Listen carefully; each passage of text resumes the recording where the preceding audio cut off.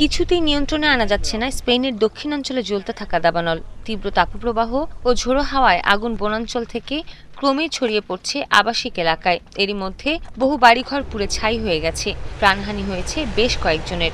এছাড়া নিখোঁজও আছেন অনেকে। এতে মৃতের সংখ্যা আরও বাড়তে পারে বলে আশঙ্কা করা হচ্ছে। নিহত ব্যক্তিরা এলাকা ছেড়ে চলে যাওয়ার পথে আগুনের শিখায় আটকা পড়ে। স্থানীয় কর্মকর্তারা জানিয়েছেন, তারা কর্তৃপক্ষের নির্দেশিত নিরাপদ রুট ব্যবহার করেননি।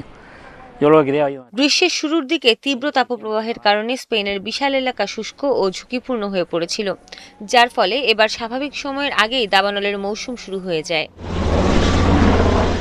ইউরোপীয় ফরেস্ট ফায়ার ইনফরমেশন সিস্টেম জানিয়েছে, চলতি বছরে এখন পর্যন্ত প্রায় ৫৭,০০০ হেক্টরের বেশি এলাকা পুড়ে ছাই হয়ে গেছে।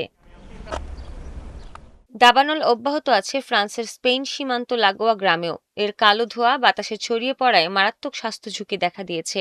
রেড অ্যালার্ট থাকা এলাকাগুলো থেকে সরিয়ে নেওয়া হয়েছে ১০,০০০-এর বেশি মানুষকে।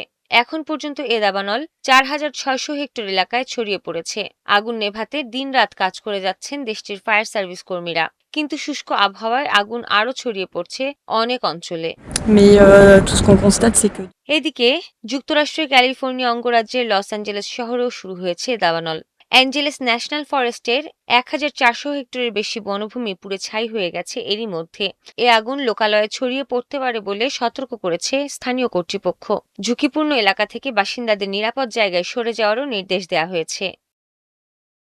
সৃষ্টি ঘটক, ৭১।